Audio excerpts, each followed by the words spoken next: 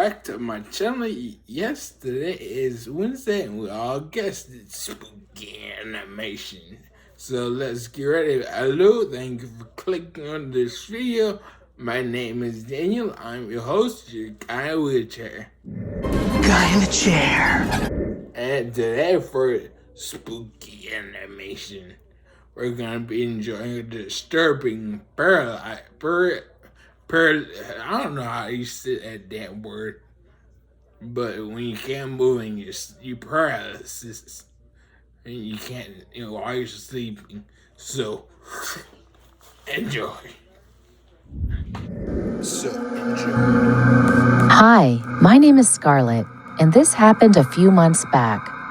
I'm 16, so after a normal day, I ended up going to bed as usual around 12 after studying. Everything appeared to be normal, but that was the last night things were ever normal for me. I don't really remember everything properly, and a few things are kind of a blur, but I'll do my best to explain it. I remember sleeping in my dream and suddenly opening my eyes. It was my room, and I don't know if I sensed something, but I was really scared and panicking. I was having a panic attack for sure. I'm used to waking up with panic attacks and run around the house. I was aware that I was getting a panic attack in my dream, but I was really scared of something in my room which I don't remember. It was quite unusual for the panic attacks I generally got. So I reached out to my phone where it was near my head every night and tried calling my parents who were sleeping in the room across from mine. I was shaking and thrashing and panicking and crying, and I wasn't able to breathe. But when I called them, they picked up. But I couldn't even speak anything. I tried to scream and say something, but nothing came out. At this point, for some reason, I knew that this was a dream. But I was so scared of something that I kept thrashing and moving my arms and legs wildly to get up and move from my bed. But the middle part of my body wasn't moving at all. I kept screaming and trying to wake up, but I couldn't. Nothing happened. But then suddenly I woke up from the dream and was thrashing and moving my arms and legs exactly how I was doing in my dream, but the middle part of my body was still not moving.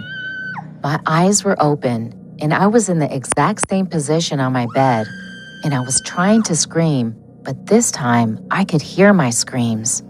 Suddenly, I felt a lot of hands pushing my arms and legs down on the bed so that they stopped moving and held it tightly to the bed. At this point, I was aware I was awake, but I couldn't see who or what was holding me, but I could feel it.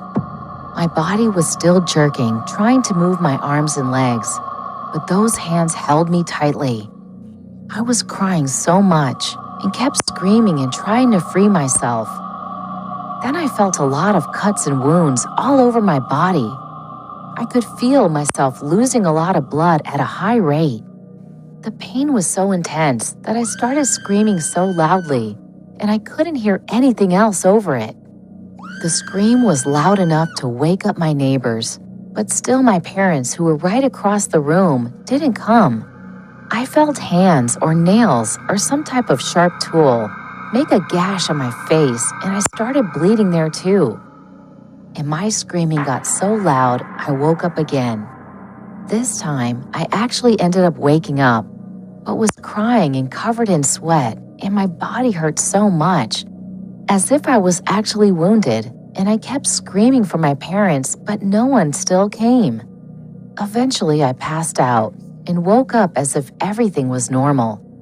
But when I tried to get up, I felt dizzy and couldn't get up after that, and I threw up multiple times. So my parents ended up calling a doctor for me. He checked me out and told me I had a lot of blood loss and that I needed to be taken to the hospital to get more blood. The doctors ran multiple tests but couldn't figure out what was the cause of the blood loss.